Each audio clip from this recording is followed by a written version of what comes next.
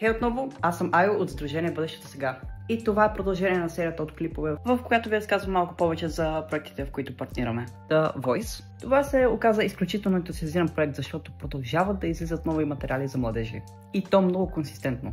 Идеята на проекта е да предостави възможности и средства за младежи с по-малко възможности или увреждания на тема етична журналистика и медии. В днешно време има супер много дезинформация в сферата. И с Voice ние целим да развием тяхната медийна грамотност, за да може те самите да се справят с тази дезинформация. За проекта в момента има 2 курса, които можете да намерите в сайта. Програма с цел да помогне на младежките работници, да вдъхновят младежи да създават етична журналистика, да споделят новини и истории по справедлив и положителен начин, и ръководство със знания и средства за младежки работници, за да могат те самите да информират младите хора как да използват медиите по отговорен начин. Освен тези курсове, проектът също организира обмени, в които обучаваме младежките работници на тези разработени материали, за да могат след това те да ги използват в тяхната практика. Всички средства може да намерите ето тук.